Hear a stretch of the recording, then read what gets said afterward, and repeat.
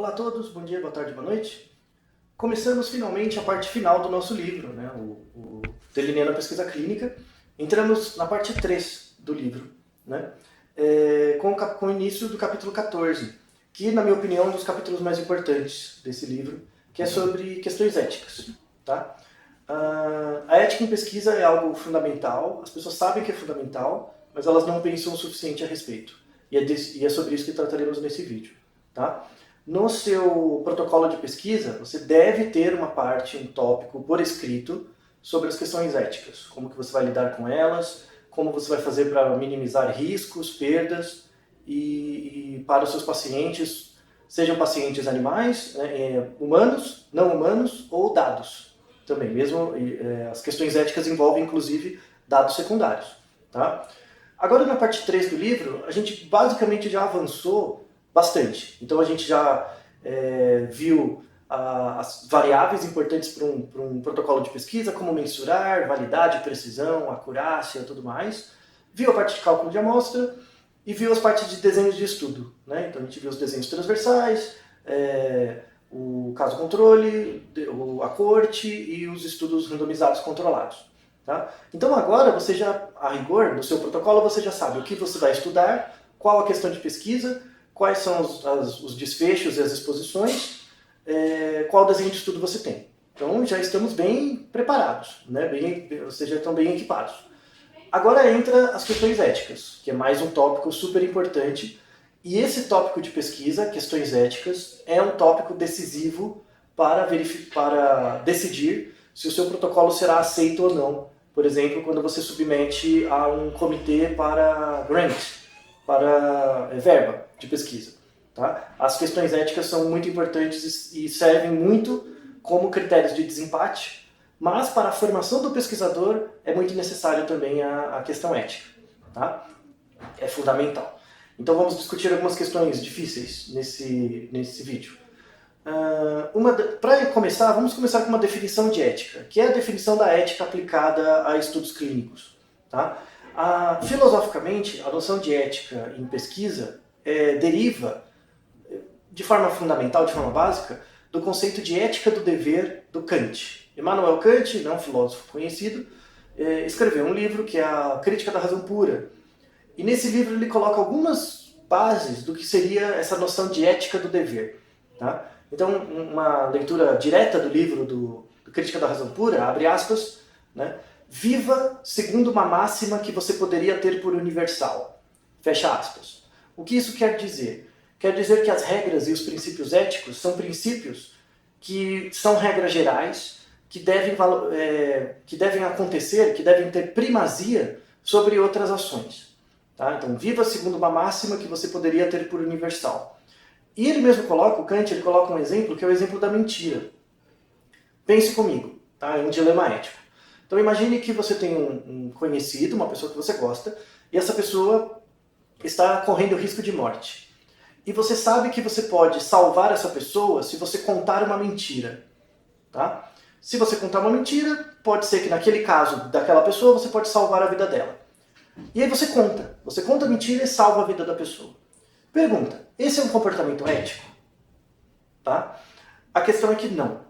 Segundo a lógica do dever, da ética do dever, isso não é um comportamento ético. Por quê? Porque você não consegue generalizar essa ação para qualquer situação. Então, se eu sempre contar mentiras, as pessoas não vão se entender. Ou seja, eu estou gerando um benefício pequeno, um benefício grande para um indivíduo, em detrimento de uma regra que, se eu generalizar, pode gerar muito dano para muita gente. Tá? Então, você pode considerar certo ou errado do ponto de vista moral, mas ético definitivamente não é, tá? esse procedimento. É basicamente uma diferença entre ética e moral. Então, a ética do dever ela deve estar presente nos estudos clínicos. Temos que ter regras éticas que valham em quaisquer situações. Tá? Os princípios éticos em pesquisa eles têm dois princípios fundamentais dessa ética do dever aplicada à pesquisa. O primeiro princípio fundamental é o princípio da beneficência. Tá? O que é beneficência? É que quando você está fazendo um estudo, né, esse estudo ele tem que causar mais benefício para o paciente do que dano ou perda. Então, benefício em primeiro lugar, ganho em primeiro lugar. Tá? Por exemplo, se você tem um paciente que tem câncer, e você, mesmo que seja câncer terminal, tá? Você convida ele para participar de um experimento para um remédio experimental. O paciente aceita. Tá? Só que ele foi randomizado e ele vai cair no grupo controle, no grupo que toma placebo, por exemplo. Por que isso é antiético? Porque a pessoa está com uma doença grave, né? Essa doença pode avançar por uma terminalidade ou não, mas a ideia é que quando ela é alocada no grupo controle, né, no grupo placebo, sem saber, você está gerando uma condição que gera mais dano para ela do que benefício, né? Porque você não está tratando a doença. Então, nesse sentido, é antiético. Então, como que você resolveria essa questão? Você oferece para as pessoas do grupo controle o tratamento convencional. E aí coloca o remédio experimental como um tratamento alternativo e verifica se a melhora é maior ainda do que o tratamento convencional. Tá? Como discutimos em vídeos anteriores. Então, esse é uma manipulação experimental que eu faço para melhorar os princípios éticos da minha pesquisa, segundo o critério da beneficência. Tá? Todos os pacientes têm que sofrer mais benefício do que malefício ao final do estudo. Um outro princípio importante é o princípio da justiça, que é relacionado ao princípio da beneficência. Então, se eu faço um desenho experimental em que o ganho é maior do que a perda para os pacientes, ótimo, já é a primeira coisa. A segunda parte, eu tenho que garantir que todos os pacientes vão ser beneficiados, vão ter mais benefício do que a perda, de forma equitativa. Né? Então, se o meu estudo, meu experimento, meu desenho de estudo clínico, ele oferece mais benefício do que perda, beleza. Mas isso tem que acontecer para todos os pacientes do estudo. Então, aí eu atendo o princípio de justiça. Tá? Então, os estudos clínicos, em geral, têm esses dois princípios, a beneficência e a justiça. Só pensando nisso, no momento de propor o seu protocolo de pesquisa, você já vai melhorar muita coisa. Seguindo um pouco, depois dessa introdução, né, dos aspectos mais filosóficos da pesquisa, a gente entra na questão dos comitês de ética. Tá? Antes disso, como um exemplo da necessidade de comitês de ética, né, porque muita gente acha, isso é muito burocrático e tal, as pessoas conseguem pensar por si mesmas nas questões éticas. Só um exemplo, vamos deixar na descrição aqui do vídeo, um link para um documentário, para um vídeo sobre um projeto feito pelo governo americano, de 1932 a 1972. Acabou recentemente, chamado Estudo Tuskegee. Tá? O estudo de Tuskegee, ele foi feito pela Universidade de Tuskegee, no Alabama, nos Estados Unidos. Foi um estudo feito para americanos, com americanos, dentro dos Estados Unidos, em que eles queriam verificar um tratamento para sífilis, né? Que era a penicilina. Então, nos anos 30, não se tinha muita ideia ainda da eficácia e efetividade da penicilina para o tratamento, por exemplo, da sífilis. Então eles começaram esse estudo com um grupo de fazendeiros, né, nos Estados Unidos. Eram fazendeiros pobres e negros, tá? Que era uma população minorizada e vulnerável. Mesmo após você ter isso, e uma fração deles tinha sífilis, uma fração não. Tá? No início, como o tratamento ainda não era determinado à segurança, foi observado apenas o andamento natural da doença. Né? Porque o objetivo desse estudo era verificar o andamento natural da doença, as fases da sífilis acontecendo. Né? Porque aí você podia verificar se a vacina era eficaz em todas as fases, se você tomava a vacina uma vez já ficava imunizado ou não. Né? Para isso você tem que entender um pouco mais do andamento natural da doença. Então, nessa população, né, desse estudo Tuskegee, desses fazendeiros, eles verificavam o andamento natural da doença, mesmo depois de verificado que a penicilina funcionava, a penicilina era eficaz, aquelas pessoas deveriam ser tratadas, mas eles postergaram muito o tratamento e em muitos casos evitaram. Tá? Isso até 1972. Em 1972 o estudo foi encerrado. Teve uma grande discussão ética óbvia sobre isso. Vamos deixar um link com essa descrição, né, com essa discussão. E o presidente Bill Clinton, foi recentemente, já nos anos 2000, fez finalmente, 30 anos, 40 anos depois, um pedido de desculpas público por conta desse estudo. Né? Então isso mostra a necessidade da existência de comitês de ética dentro das universidades e centros de pesquisa. É importante você ter um comitê idôneo, externo, que avalie o resultado das pesquisas. Tá? Então, geralmente, toda universidade grande, a partir de um certo que realiza pesquisa, sempre tem um comitê de ética interno, independente. Esse comitê de ética, caso a sua universidade, o seu centro de pesquisa não tenha um comitê de ética, você pode submeter esse protocolo de pesquisa a um desses comitês. Não precisa ser da mesma universidade. Tá? Em geral, eles vão avaliar o seu projeto, vão fazer correções, caso sejam necessárias, para a melhoria pelos princípios da beneficência e da justiça, para a melhoria dos aspectos éticos, vão dar uma devolutiva. Com base nessa devolutiva, você pode fazer modificações no projeto e submeter de novo até obter o aceite. Tá? Uma vez que você tem o aceite de algum comitê de ética, você pode submeter esse trabalho para um órgão de fomento, para conseguir verba, bolsa e por aí vai. Vários órgãos de fomento mundiais colocam como pré-requisito para a submissão de projetos de pesquisa que eles já tenham sido aprovados por algum comitê de ética local. Tá? Alguns órgãos de fomento, né, de pesquisa já colocam isso como obrigação. Tá? Ou, por exemplo, você submete ao órgão de fomento o projeto e a bolsa ou a verba só vai ser aceita uma vez que o comitê de ética também aceitar. Essa é uma outra variação. Tá? Então isso é muito importante.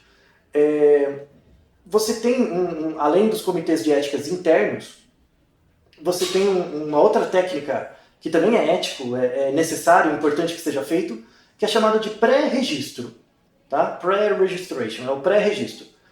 O pré-registro, algumas revistas obrigam que os estudos sejam pré-registrados em algum site, em alguma plataforma.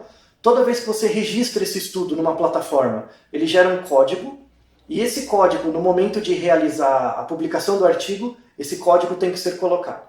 Tá? Como que funciona o pré-registro? No Brasil, a gente tem uma plataforma que chama Plataforma Brasil, mas ela é inspirada numa plataforma mundial que é o Clinical Trials. Vamos deixar o link na descrição, tanto para o Clinical Trials quanto para a Plataforma Brasil. Tá? A ideia é que no Clinical Trials, por exemplo, você vai cadastrar o seu estudo. Que estudo? O seu protocolo. Então, a ideia é que o Clinical Trials ele é um repositório onde você registra o seu estudo, então você vai registrar qual é a pergunta, quais são as posições, quais são os desfechos, qual é o cálculo de amostra, quais são as variáveis de confusão, quais são as variáveis de aderência, que tipo de teste estatístico você vai fazer, se você vai usar propensity score, análise de covariância, se você vai fazer matching, randomização, enfim, tá? Tipo de desenho do estudo também você vai colocar, ou seja, no Clinical Trials você vai registrar todos os passos do seu protocolo. Todos. Tá? A ideia é que você vai registrar no Clinical Trials antes de começar a coleta. Então, o pré-registro mostra que antes de coletar o primeiro paciente, eu já pensei em todas as fases do estudo com as características. Tá? E uma vez que você submete no Clinical Trials e dá OK, ou na Plataforma Brasil, você vai ter um registro da data de submissão e das características do estudo. Tá? Aí imagina que você registra no Clinical Trials, submete a um órgão de fomento e tem a sua verba aceita. Então você vai ter um grant, uma bolsa, o que quer que seja. E aí você começa o trabalho. Tá? No meio do trabalho da coleta de dados, você vê, puxa, não tinha pensado uma certa coisa. Né? Vou fazer essa modificação. Né? Se você modificar, você faz uma modificação no delineamento da pesquisa, mas sem fazer um adendo no Clinical Trials, né? Porque ele aceita. Né? Posteriormente você pode fazer adições ou adendos. Se você não fizer a adição, esquecer e fizer a modificação do experimento, e uma vez que você termina o estudo, faz a análise, escreve o artigo científico e submete para alguma revista, muitos revisores de estudos, ou mesmo o editor, obriga que o estudo seja pré-registrado, ou seja, que ele tenha o código do Clinical Trials, o código da Plataforma Brasil, o que quer que seja. Uma vez tendo esse código, o editor da revista, ou o revisor do estudo, vai entrar no Clinical Trials, colocar aquele código e encontrar o seu estudo, sua plataforma, né, na plataforma. E ele vai verificar as características do estudo e bater se isso corresponde ao que está escrito no artigo. Tá? Muitas revistas são extremamente taxativas com isso. Então elas falam, ó, se o seu estudo não foi pré-registrado, você nem pode submeter. Eles nem aceitam a submissão do estudo, você nem pode submeter para a revista se ele não foi pré-registrado. Algumas outras, eles aceitam a submissão do artigo mesmo sem o pré-registro, mas o revisor vai exigir que seja registrado e ele vai bater, ele vai comparar o que está no Clinical Trials com o que apareceu no seu artigo. Caso não bata, caso tenha uma diferença muito grande, o artigo pode ser recusado por causa disso. Tá? Então, por exemplo, eu posso fazer uma modificação no meu estudo, modificando o desenho do estudo, sei lá. Eu submeti no Clinical Trials como sendo um RCT, um estudo randomizado controlado, e quando eu fui coletar os dados, eu coletei como caso controle. Né? É uma diferença muito grande. Se você fizer um adendo no Clinical Trials, aumenta a chance, justificando, porque você vai ter que justificar por que você fez essa mudança, aumenta a chance do artigo ser aceito. Tá? Mas, caso você não tenha feito esse adendo, o artigo vai ser terminantemente recusado. Independente da qualidade da análise, da discussão dos dados, isso acontece com frequência. Tá? Por quê? Porque isso faz parte dos aspectos éticos, faz parte do fato de você já ter pensado sobre isso antes de coletar o primeiro paciente, né? Já pensou, por exemplo, na questão da beneficência e da justiça, e isso é a ciência moderna. Tá? Então, inclusive, recomendo que você, que tiver interesse, entre no clinicaltrials.org ou na plataforma Brasil. Eles têm uma parte de busca. Você pode colocar um tema de pesquisa e encontrar todos os estudos que foram registrados lá, tá? No Clinical Trials. Então, você pode encontrar, esses estudos não foram feitos ainda. Eles estão em andamento, ou muitas vezes eles não foram concluídos. A pessoa registra no Clinical Trials, mas o estudo ainda não ficou pronto. Né? Que tipo de pesquisador gosta muito desse tipo de informação? Pesquisadores que fazem meta-análise, como no nosso vídeo anterior. Por quê? A meta-análise sofre com vieses de publicação. Né? Então eu só encontro artigos publicados.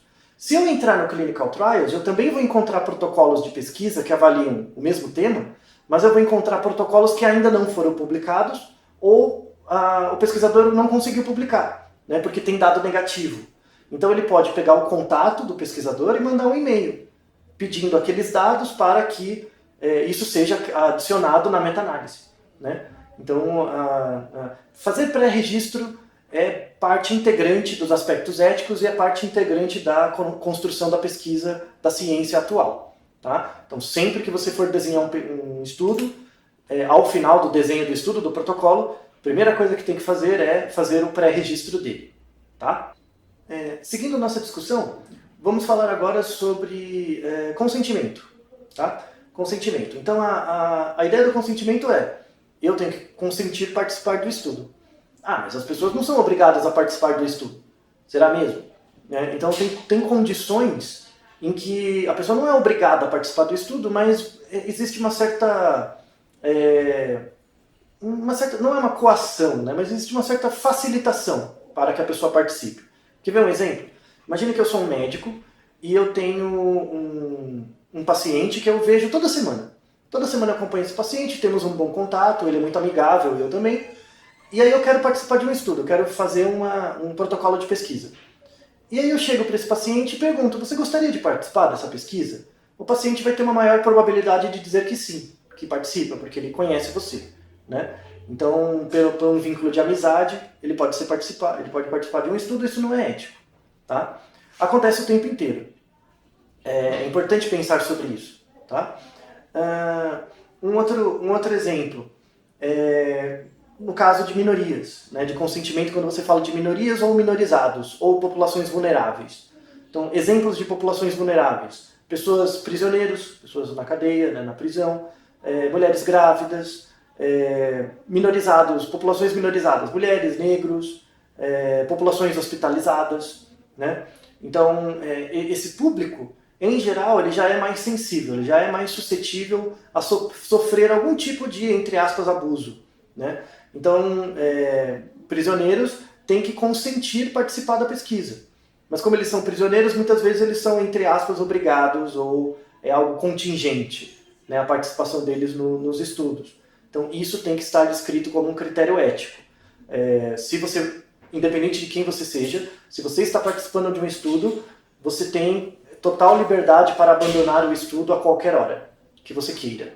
Tá? Então isso é um aspecto ético importante, tem que estar no consentimento, num texto, é um papel que a pessoa recebe, esse papel tem as características da pesquisa, tem as características do entrevistador, do pesquisador, as características da instituição, o que será feito com a pessoa, quais são os passos, qual é a contribuição dela para a pesquisa, e deixar claro no protocolo que o ganho que ela vai receber é maior do que a perda. Tá? Algum tipo de compensação que ela pode ter, né, tem que estar descrito ali, e a pessoa tem que colocar a data e assinar. Tá? Um outro exemplo, né, de problemas de consentimento é quando, se eu sou conhecido do participante do estudo, é muito mais provável, quando eu dou o informe consentido para a pessoa assinar sem ler. Né? Então, ou por exemplo, às vezes a pessoa nem sabe ler. Então, como que você vai comunicar a pessoa? Então, em alguns casos, quando você vai tratar com uma população com baixa escolaridade, na seção ética, né, do seu protocolo tem que estar: vamos fazer um informe de consentimento, né, um consentimento informado, colocar o texto do consentimento em anexo no protocolo, mas em caso de pessoas que não conseguem ler, né, que têm dificuldade de leitura, o pesquisador falará um texto assim, e você coloca o texto que será dito também, tá? Então, e esse texto tem que estar claro, né, qual o possível dano que a pessoa vai ter e quais são os benefícios, tá? Então essas características principais do informe de consentimento tem que estar contido como anexo no protocolo e ele tem que ser avaliado pelo comitê de ética também. As informações relacionadas com essa característica de dicas de como fazer um informe consentido e tal, estão dispostas na tabela 14.3 do capítulo, tá? 14. Além disso, para encerrar esse tópico, temos uma questão que é a confidencialidade. Então, uma vez, por exemplo, eles coletam uma amostra de sangue sua, né? Essa amostra de sangue vai ser coletada, vai ser armazenada por quanto tempo? De que forma? Ela pode ser utilizada em outro estudo? Então, por exemplo, um caso, você pode conduzir um estudo de coorte, né? E esse estudo de coorte ele coleta nos expostos e no não expostos medidas de sanguíneos. Essas medidas sanguíneas são armazenadas, o estudo é realizado e terminou. Tá? Aí eu quero utilizar os dados dessa pesquisa em outra pesquisa. Por exemplo, eu quero fazer um estudo comparativo, eu quero utilizar. Né?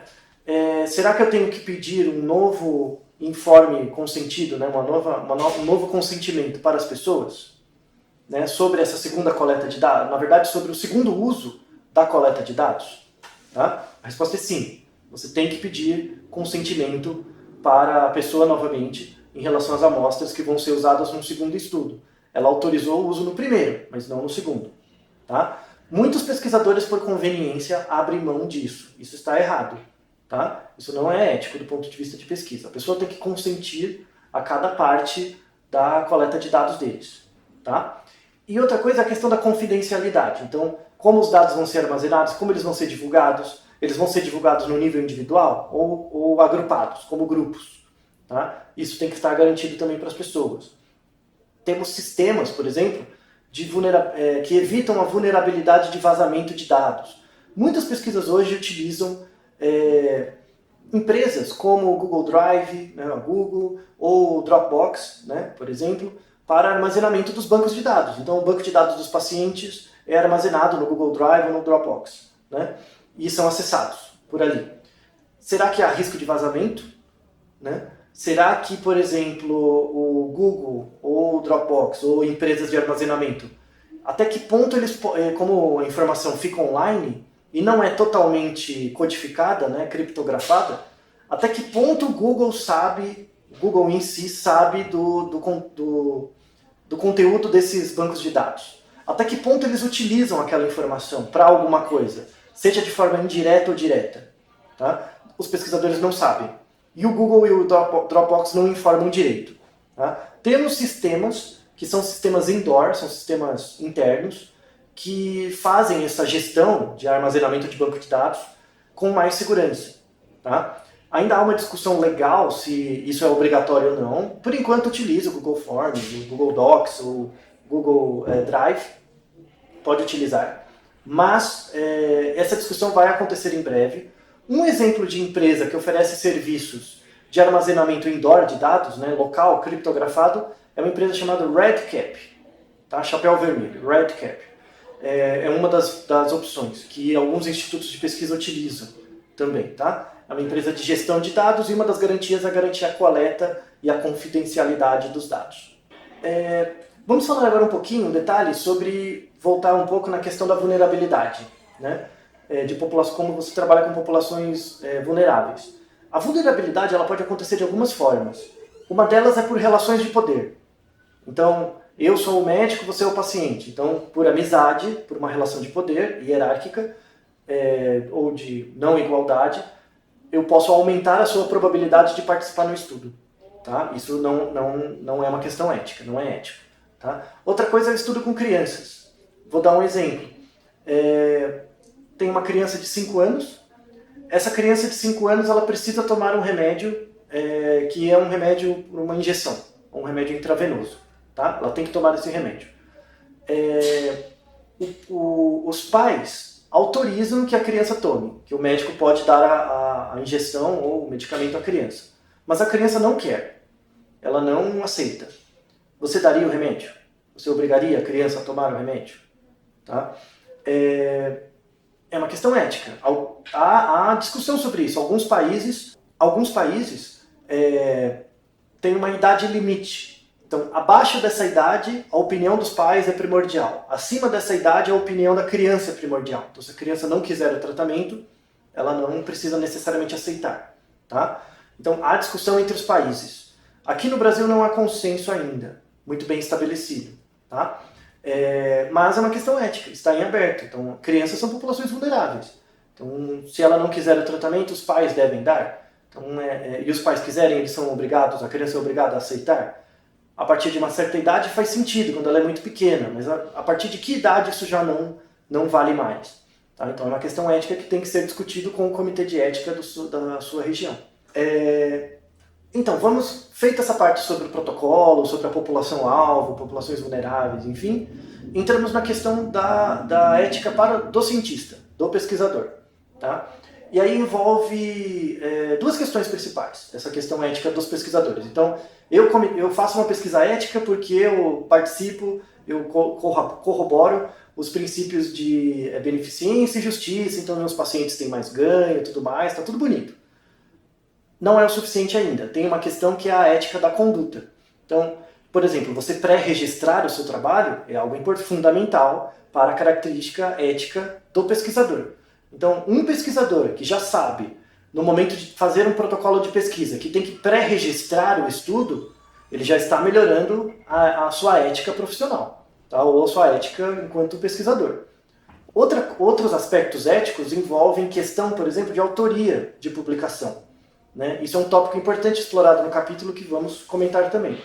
Então, por exemplo, quem deve ser o primeiro autor de um artigo? Né?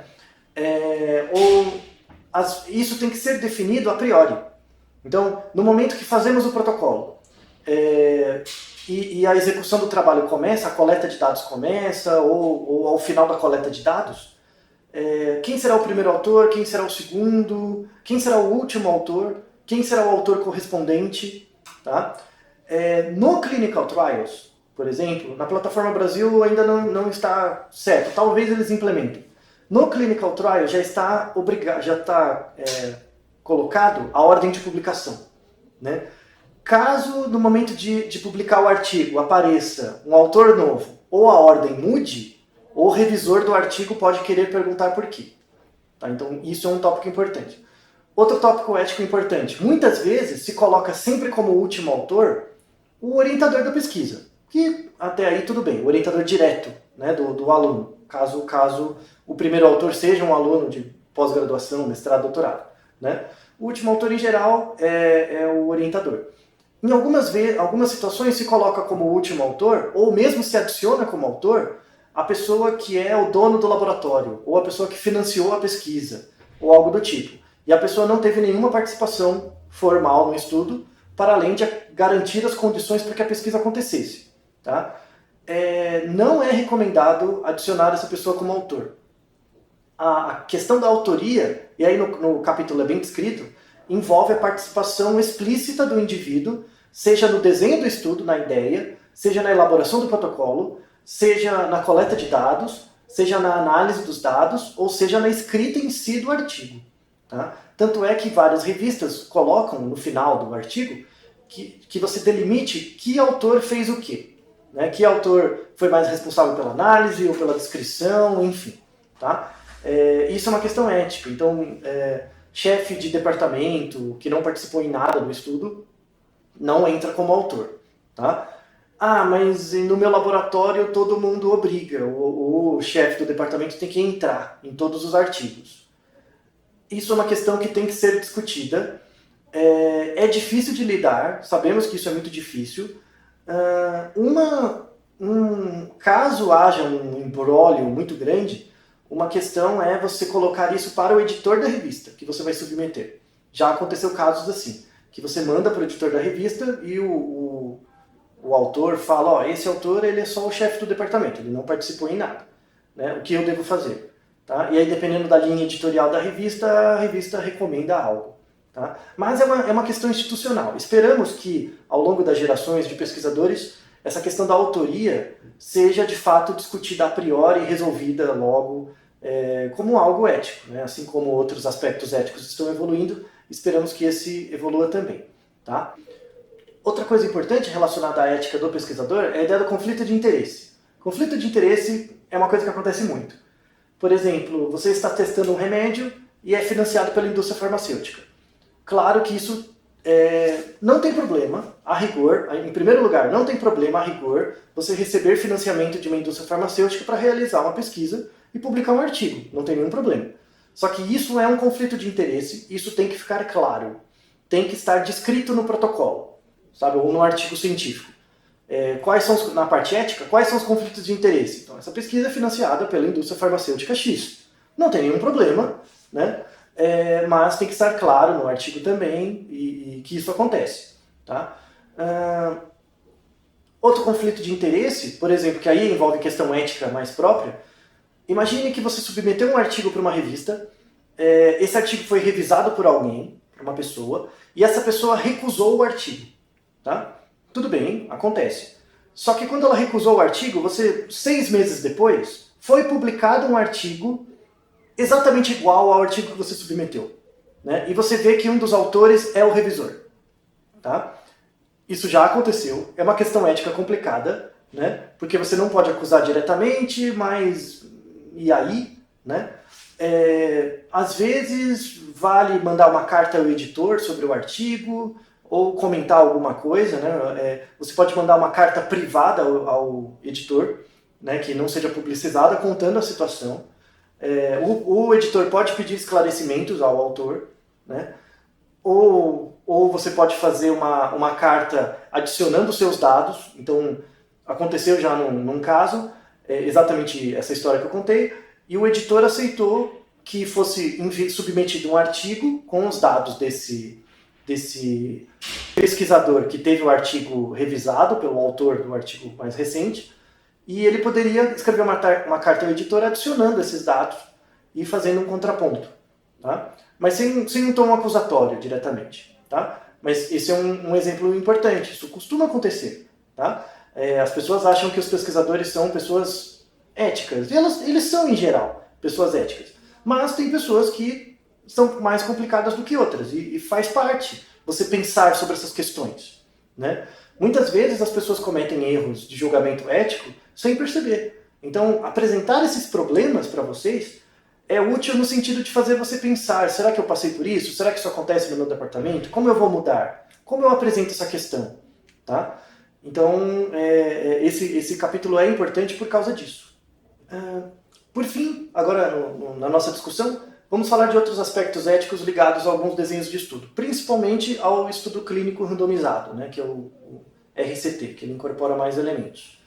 Por exemplo, falamos até em capítulos anteriores, em vídeos, né, anteriores, que a questão de você terminar o estudo antes. Você faz um estudo clínico, começa a observar os pacientes ao longo do tempo, e de repente você repara que o tratamento está fazendo muito mal para os pacientes, ou a ausência de tratamento está fazendo muito mal. Então você já tem um indicador de eficácia antes de acabar o estudo. Então é ético interromper ele antes. Tá? Não tem nenhum problema, você pode colocar no clinical trial, com base nesses resultados, fizemos um estudo preliminar, já temos nossa medida de eficácia, então vamos interromper o estudo por aqui. Não tem nenhum problema, é aceito, não tem nenhum problema.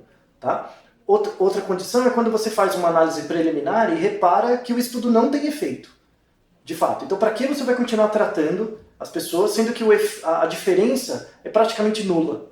Então, você pode fazer um estudo intermediário e verificar que, por uma questão ética, não vamos continuar com esse protocolo de pesquisa. Tá? Outro ponto importante é em relação a specimens, ou, por exemplo, amostras de tecido. Eu coletei num conjunto de pessoas uma certa amostra de tecido, guardei essa amostra e posso utilizar em pesquisas posteriores. Né? Para cada pesquisa posterior que você fizer com aquelas amostras, você tem que informar o paciente que você está usando, tá? Essa amostra. E ele tem que consentir que essa amostra seja utilizada para alguma coisa.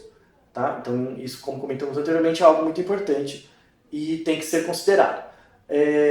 Mas eu tenho, por exemplo, dados de prontuário de hospital, né? E muitos pacientes já morreram. Né? Como eu faço? Né? Como que eu faço para lidar com isso? Às vezes, o próprio hospital tem um hospital, centro de pesquisa, ele tem um comitê de ética.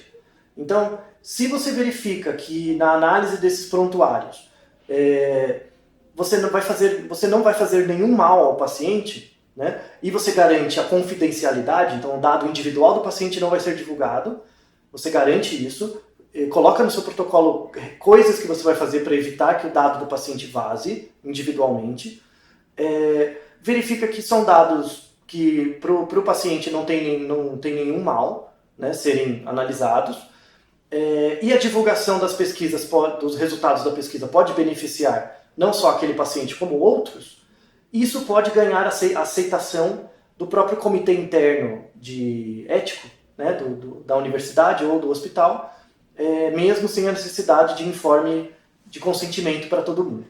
Tá? E aí, por fim, para encerrar o capítulo, a gente tem a questão do pagamento. Né? É ético pagar pessoas para fazer pesquisa, para participar de um estudo? No Brasil isso é proibido.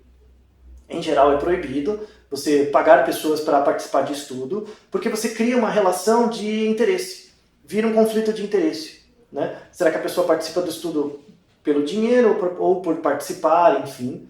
Cria um conflito de interesse que pode viesar resultados de algumas pesquisas, tá? Dependendo do efeito do que você está estudando. Então, depende do país. Em alguns países você tem permissão até um certo valor, tem países que você é proibido, como o Brasil, tem países em que você pode dar algum tipo de compensação, né? Você pode pagar, por exemplo, o transporte, você pode dar algum tipo de compensação para a pessoa, mas não dinheiro, tá? Então aí você tem que consultar a regra do comitê de ética de cada local, tá? Então, espero que tenham aproveitado essa discussão, que ela é muito importante. Reflita sobre isso, veja os nossos links associados, né, que deixamos na descrição, e como não poderia deixar de ser, vamos ao exercício. Vamos à nossa pergunta, né, desse capítulo 14. É uma pergunta ética importante, tá bom? Então vamos lá. Um investigador está planejando um estudo controlado fase 3, né, de um novo remédio para câncer. Então ele está testando, ele já está fazendo a fase 3 do estudo do remédio para câncer, que mostrou também, que é um remédio que mostrou alguma melhora em câncer de cólon. Tá? De forma a reduzir o tamanho da amostra, ele gostaria de fazer um estudo controlado placebo, em vez de comparar ele com a terapia comum.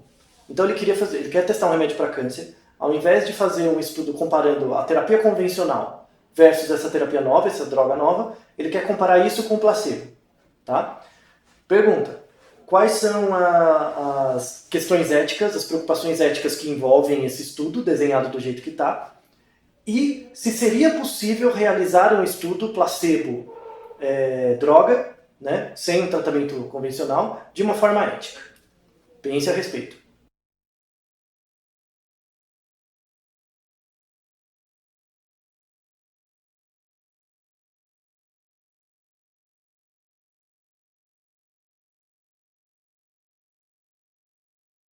Pensaram a respeito? Vamos lá as respostas.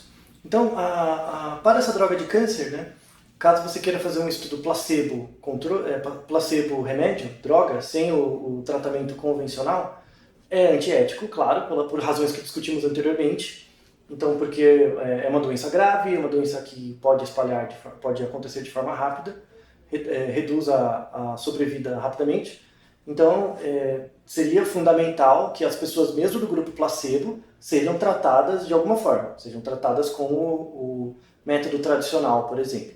Tá? Só que para fazer a comparação entre o método tradicional e essa nova droga, eu tenho que aumentar muito o cálculo de amostra, muitas vezes. Então, daí o pedido por fazer um estudo placebo versus controle, versus droga. Mas isso não seria possível. Tá? Mas daria para fazer alguma manipulação para, em alguma situação, ser possível um estudo droga-placebo, nesse caso? Uma sugestão seria verificar dentre os pacientes aqueles que já são resistentes, o que o tratamento não funciona, mesmo o tratamento convencional não funciona. Então, pessoas que fazem quimioterapia e a quimioterapia não muda nada nos parâmetros, nada, e a quimioterapia faz mal, tem contraindicações. Então, aqueles pacientes que mesmo tomando a quimioterapia não têm efeito e ainda sofrem com os malefícios, talvez colocar eles numa situação de placebo faça menos mal do que bem, porque ele não está tendo nenhum benefício com o remédio, mas ainda sofrendo com os efeitos colaterais. Então, colocar eles numa situação de placebo pode ser um pouco mais benéfico, tá?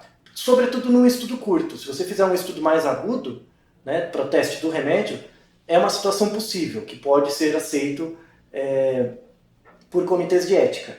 Desde que você estabeleça muito bem no protocolo os critérios pelos quais você vai decidir que aquela pessoa, a quimioterapia não funciona. Então, um certo indivíduo vai ser resistente à quimioterapia, a quimioterapia não vai funcionar, logo, o malefício é maior que o benefício em tais aspectos clínicos, e aí tem que estar descrito bem aqueles aspectos. Se um certo paciente atende aqueles critérios, ele pode fazer parte do estudo para ser randomizado. Ele ainda tem que ser randomizado para fazer parte do grupo placebo, tá? Desde que esse placebo também, esse estudo aconteça por um período de tempo curto.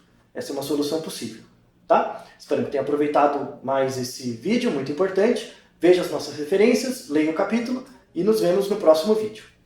Até mais!